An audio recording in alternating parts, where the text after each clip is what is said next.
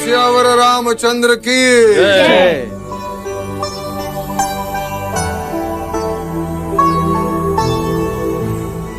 महादेवी, आज का श्रृंगार अद्भुत है। आज श्रृंगार यशोधरा ने किया है। यशो, आज कोई पर्व है जिसे हम भूल रहे हैं? मुझे स्मरण नहीं, तुम ही बताओ आज क्या है? आज मैं अपने घर देवदा लौट रही हूँ बुआ।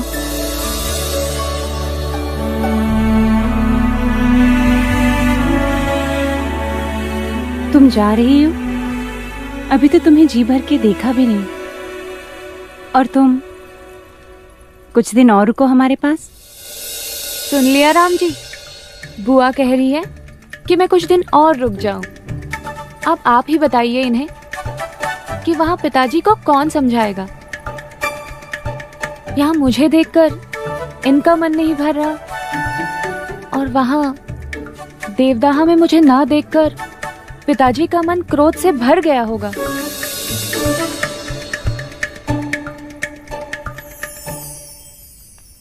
हम सभी यहाँ हैं। सिद्धार्थ कहाँ है? महादेवी, मैं गई थी उन्हें बुलाने, परंतु वो अपने कक्ष में नहीं हैं। मैंने राजप्रसाद में भी सब जगह उन्हें देखा, परंतु राजप्रसाद में नहीं है तो फिर कहाँ है? कल रात वो प्रणाम करने भी मेरे कक्ष में नहीं आए। अनुज, आप चिंता न करें महादेवी, मैं अभी युवराज को ढूंढ लाता हूँ। हाँ हाँ महादेवी, आप चिंता ना करें, युवराज मिल जाए। शयन कक्ष में ना हो तो आश्रम की कुटिया में होगी, या फिर राज परिषद के छत पर हो सकते हैं, अथवा तालाब के किनारे। नहीं, चन्ना के साथ अश्वशाला में बैठे हो, अथवा आचार्य कौंडिन्य के साथ ज्ञान गोष्ठी में बैठे हो। कल तो युवराज ने बड़ी ठिठोली की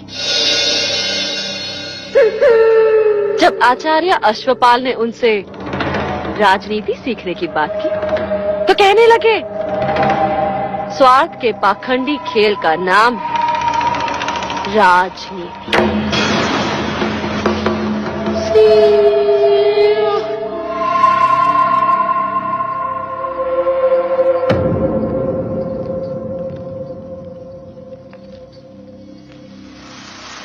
लो महादेव, मैं भी ढूंढाती हूँ हमारे युवराज को।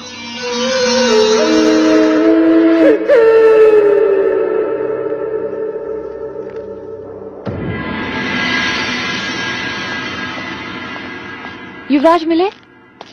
नहीं, सारा राजप्रसाद फिर से देख लिया। युवराज तो नहीं मिले, परंतु उनके कक्ष में। कक्ष में? कक्ष में क्या? आप स्वयं देख लें।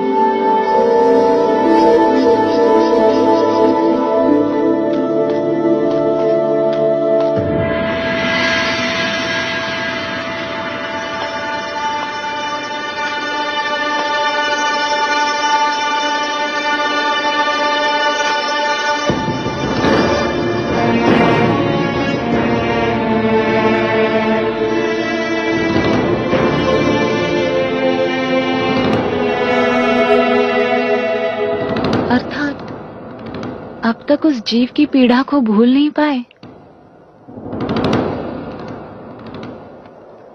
मेरा हृदय ग्लानि से भरा है।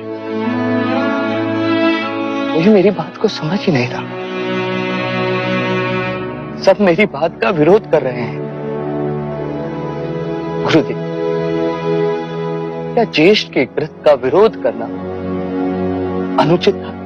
युवराज, जिस प्रकार हाथ की पांचों उंगलियां समान नहीं होती, उसी प्रकार मनुष्य की प्रकृति भी एक समान नहीं होती। तुम अहिंसा को मानते हो। देवदत्त, चीते ने अपनी प्रकृति में अधीन होकर बच्चे पर घात किया और देवदत्त ने अपनी प्रकृति के अनुसार चीते का शिरच्छेद किया। तुमने अपनी प्रकृति के वश में होकर बच्चे के प्राण बचाए। जो कर सकते थे वो तुमने किया। इसमें ग्लानि से पीड़ित मत हो सिद्धार्थ। गुरुवर, मुझे इस ग्लानि से मुक्ति चाहिए। क्या इस पीड़ा से कोई मुक्ति नहीं? मुक्ति है। पशुओं की प्रकृति उनके प्राण के साथ जाती है, परंतु मनुष्य चाहे तो अपनी प्रकृति बदल सकता है। वो हिंसक से अहिंसक बन सकता है। वो स्वयं पर संयम पा सकता है, जो पशु नहीं कर सकते। गुरुदेव, आप भी कोई उपाय सुझाइए। अपने मन को शांत करो।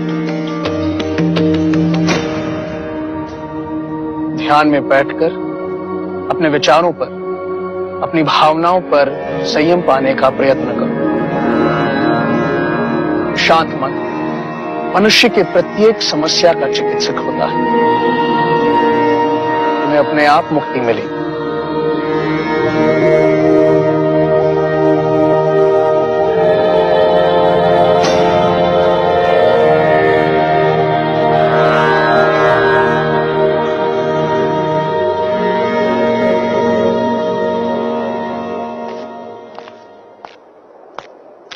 यशो, कहाँ चली गई थी मुझे छोड़ के? सिद्धार्थ को ढूंढने बुआ। उसे पता है कि आज मैं देवदाह लौट रही हूँ और बिना कुछ बताए चला गया। पिताजी से विरोध कर मैं उसकी परीक्षा में उसका उत्साह बढ़ाने चली आई, और वो है कि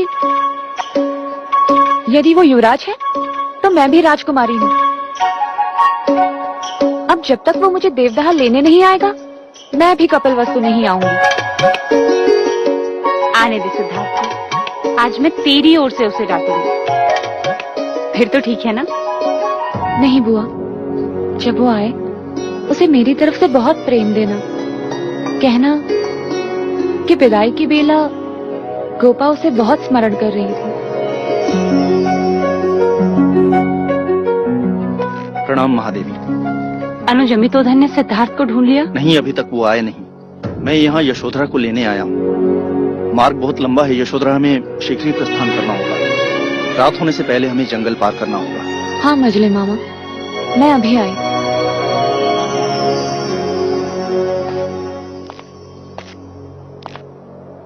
अनुज, यशोधरा को छोड़ने देवदाह जा रहे हो।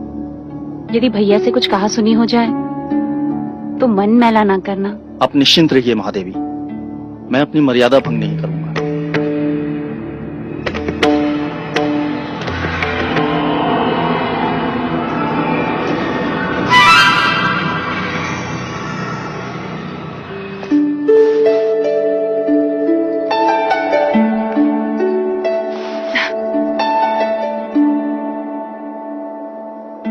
अमिता दीदी से कहना, उनकी हंसी आज भी कपिलवस्तु में गूंज रही। मेरी तरफ से उन्हें खूब हंसाना।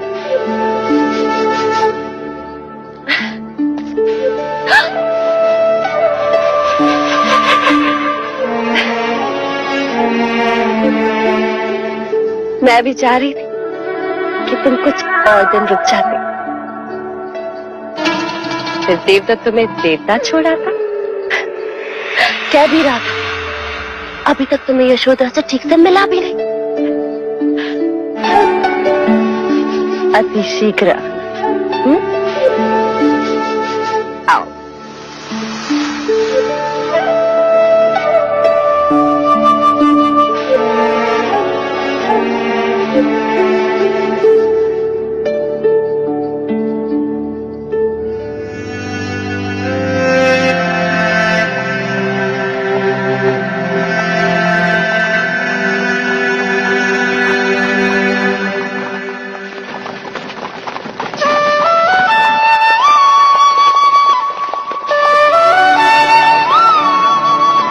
ये तो सिद्धार्थ की बांसुरी की ध्वनि है। पालकी रोकिए। मछली मामा, लगता है सिद्धार्थ यहीं कहीं है। मैं उससे मिलकर अभी आती हूँ।